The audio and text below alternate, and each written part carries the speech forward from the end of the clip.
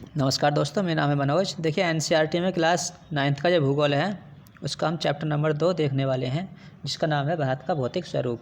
तो देखिए भौतिक स्वरूप के बारे में अगर बात करें तो भारत में लगभग हर तरह की विभिन्नता देखने को मिल जाएगी।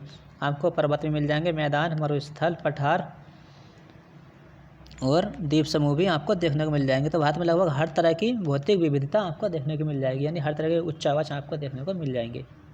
तो चलिए देखिए शुरू करते हैं। हम देखते हैं अगर भौतिक वितरण के हिसाब से देखें तो भारत को सबसे पहले तो आपको यहाँ मिलेगा हिमालय पर्वत श्रृंखला, हिमालय पर्वत श्रृंखला।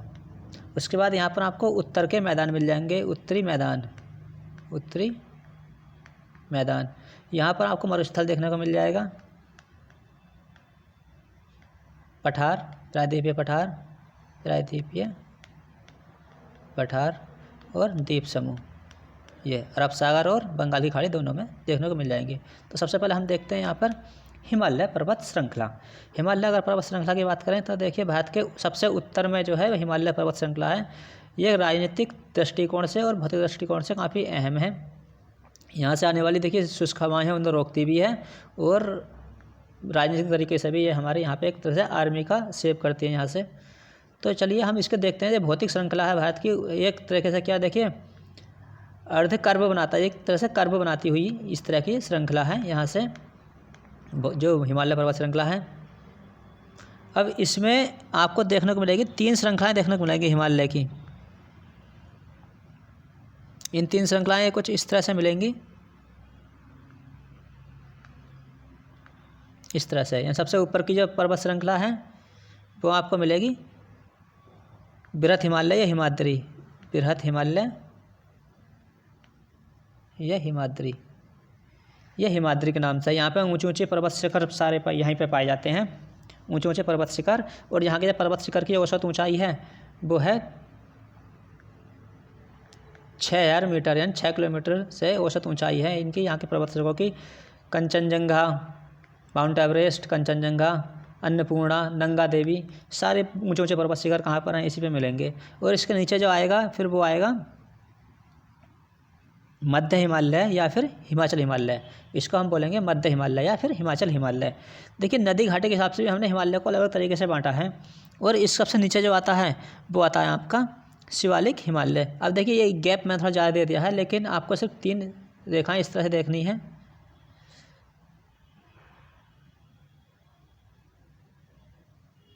देखिए ये तो हो जाएगा आपका ग्रेट हिमालय, ये जाएगा आपका मध्य हिमालय, ये जाएगा आपका शिवालिक हिमालय। तो देखिए शिवालिक हिमालय है, जो शिवालिक हिमालय सबसे नीचे आता है।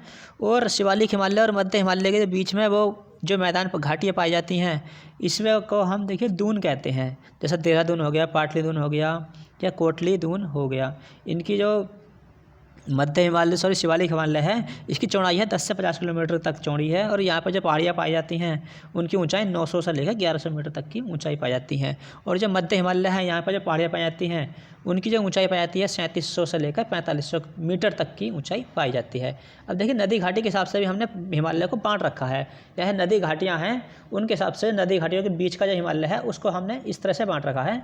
तो देखिए हम ये नदी देखते हैं, सिंधु, सतलज, काली, तीस्ता और दिहांग। 1 2 3 4 5, ये 5 नदियाँ हैं। 5 नदियों की घाटी के जो बीच का हिमालय है उसे हम देखिए सिंधु और सतलज नदी के जो बीच का हिमालय है उसे हम पंजाब हिमालय बोलेंगे। लेकिन इसको पश्चिम में कश्मीर हिमालय और पूर्व में हिमाचल हिमालय के नाम से भी जाना जाता है। यानी कि इसका जो पंजाब हिमालय का जो पश्चिमी सिरा है जो कश्मीर हिमालय के नाम से भी जाता है। यानी कश्मीर में इसको कश्मीर हिमालय के नाम से जाना जाता है, पंजाब में पंजाब हिमालय के, और हिमाचल में हिमाचल हिमालय के नाम से जाना जाता है। अब सतलज नदी और काली नदी है, इनके बीच का जो हिमालय है वो है कुमाऊँ हिमालय। कुमाऊँ यानी कुमाऊँ जो उत्तराखंड का गढ़ कुमाऊँ मंडल है उसमें ये लगभग पाया जाता है, सतलज और काली नदी के बीच का हिमालय। काली नदी और तीस्ता नदी जो है उसके जो बीच का हिमालय है उसको बोलते हैं हम नेपाल हिमालय। यानी काली और तीस्ता नदी के बीच में जो देश बचा हुआ है वो नेपाल हिमालय है, और उसके बीच का जो मतलब हिस्सा है उसे हम नेपाल हिमालय बोलेंगे। अब तीस्ता और दिहांग नदी जो है इसके जो बीच का हिमालय है उसको हम बोलेंगे असम हिमालय। यानी तीस्ता और दिहांग नदी के बीच में असम हिमालय बोलते हैं। अब देखिए हिमालय का जो ब्रह्मपुत्र नदी है जो यहाँ से निकलती है असम में और बहती है, और ये सबसे बड़ा द्वीप, विश्व का सबसे बड़ा नदी द्वीप माजुली द्वीप बनाती है। जो कि आज की तारीख में एक जिला भी है, इस पर जनसंख्या निवास करती है, काफ़ी उपजाऊ क्षेत्र भी है। तो ये जो ब्रह्मपुत्र नदी है वो हिमालय पर्वत की पूर्वी सीमा का निर्माण करती है। और हिमालय देखिए पूर्व में संकीर्ण है और पश्चिम के मुकाबले पश्चिम में चौड़ा है, ये हिमालय की विशेषता है। अब उसके बाद देखेंगे हम हिमालय के पर्वत के बाद नंबर 2 पे आएंगे हम उत्तर के उत्तर का मैदानी क्षेत्र। तो ये उत्तर का मैदानी क्षेत्र है, देखिए पंजाब से लेकर पश्चिम बंगाल तक ये फैला हुआ है। इसकी चौड़ाई आपको देखने को मिलेगी, वो मिलेगी 240 से 320 किलोमीटर की चौड़ाई मिलेगी और 2400 किलोमीटर लंबाई इसकी मिल जाएगी। यानी कि काफ़ी बड़ा क्षेत्र है जो उत्तर का मैदान के क्षेत्र है। ये सिंधु नदी, गंगा नदी और ब्रह्मपुत्र नदी और जो इनकी सहायक नदियां हैं उनके निक्षेपों से मिलकर बना है। काफ़ी उपजाऊ क्षेत्र है, 7 लाख किलोमीटर स्क्वायर क्षेत्र में फैला हुआ है और यहाँ पे आबादी काफ़ी घनी है। और इस जो मैदानी क्षेत्र है यहाँ पर ढाल कम होने की वजह से नदी की जो गति है वो भी कम हो जाती है, जिससे नदी अपने साथ गाद लाती हैं या जो निक्षेप लाती हैं उसको निक्षेपण कर क्या है गाद एकत्र हो जाती है। और आगे क्या जाता है,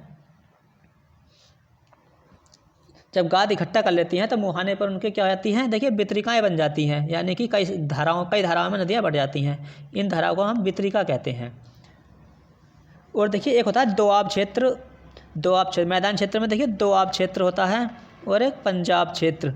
देखिए दोआब 2 शब्दों से मिलकर बना है। दो का मतलब हो गया दो, आप का मतलब हो गया पानी, यानी 2 पानियों का क्षेत्र क्या हो गया दोआब क्षेत्र। ऐसे ही पंजाब का जो हो गया पंज और आब, तो पंज का मतलब हो गया 5 और आब का मतलब हो गया पानी, यानी पंजाब में 5 नदियों की भूमि भी किसकी पंजाब को कहते हैं, क्योंकि इसका मतलब हो गया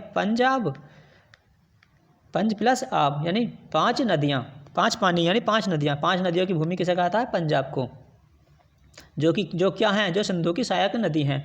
देखिए नदियाँ कौन कौन सी सिंधु की सहायक नदियाँ हैं, सिंधु, झेलम, चिनाब, रावी, ब्यास और सतलज। सिंधु, झेलम, चिनाब, रावी, ब्यास, सतलज, ये 5 नदियाँ हैं। इनका क्रम भी इस तरह से आता है और ये पूछ लेता है, क्रम भी इनका इस तरह से ही है। इनका क्रम एक बार फिर देख लेते हैं, सिंधु, झेलम, चिनाब, रावी, ब्यास और सतलज, ये इनका क्रम है। और सबसे जो मतलब मैदानी भाग है इसका पश्चिम में इधर हो गया, पश्चिम में पंजाब और पूर्व में लगभग कहाँ हो गया ये गंगा का मैदान जो बना है, गंगा का मैदान है वो बना है। देखिए घग्गर नदी और तीस्ता नदी है, इसके बीच का स्थान है उसे कहते हैं हम गंगा का मैदान। और ब्रह्मपुत्र नदी का जो मैदान है वो मिलेगा आपको आसाम में, आपके देखने को मिल जाएगा। अच्छा एक चीज़ और देखते हैं हम, जो शिवालिक पहाड़ियाँ हमने देखी थी, 3 पहाड़ियों में शिवालिक पहाड़ियाँ, उसके तुरंत नीचे 8 से 16 किलोमीटर के नीचे की एक जो मतलब पतली पट्टी है, मतलब 8 से 16 किलोमीटर की चौड़ी पट्टी है काफ़ी। तो उसमें क्या रहता है कि वो काफ़ी पथरीला क्षेत्र है, कंक्रीट उसमें बहुत ज़्यादा पाई जाती है, वहाँ पे जो नदियाँ आती हैं विलुप्त हो जाती हैं। तो इस क्षेत्र को भाबर क्षेत्र बोलते हैं, भाबर क्षेत्र। और इससे नीचे के जो क्षेत्र है वहाँ पे देखिए काफ़ी दलदली क्षेत्र है, यहाँ पे नदियाँ फिर से जागृत हो जाती हैं और ये काफ़ी दलदला क्षेत्र है और यहाँ काफ़ी नम भूमि यहाँ पर पाई जाती है। इस क्षेत्र को तराई क्षेत्र बोला जाता है। यह क्षेत्र देखिए पहले काफ़ी चौड़ा था, जब पाकिस्तान से शरणार्थी आए थे तो उनको लिए भूमि उपलब्ध कराने के लिए यहाँ से काफ़ी घने जंगल होते थे, उनको काटा गया था उन्हें भूमि उपलब्ध कराने के लिए, खेती बाड़ी के लिए और उनके रहन सहन के लिए। अब देखिए एक होता है खादर और एक होता है बांगर। देखिए खादर और एक होता है भांगर। देखिए नदियाँ जल अपने साथ नए निक्षेप लाती हैं, जो नए निक्षेप होते हैं उसे खादर बोलते हैं, काफ़ी उपजाऊ होता है। जो पुराने निक्षेप पुराने हो जाते हैं, नदियों के पुराने जलोढ़ हो जाते हैं, तो इसमें देखिए चूना पत्थर जैसे कंक्रीट पाई जाती हैं और ये भूमि कृषि योग्य उपजाऊ नहीं है, तो इसको भांगर बोलते हैं। खादर कृषि के लिए काफ़ी उपयोगी है और यहाँ पर कृषि अच्छी होती है। देखिए हमने क्या देख लिया, हिमालय पर्वत श्रेणी देख ली, उत्तर के मैदान देख ले। अब इसके बाद देखेंगे हम प्रायद्वीपीय पठार। देखिए प्रायद्वीपीय पठार जो है आपको यहाँ पर देखने को मिलेगा, प्रायद्वीपीय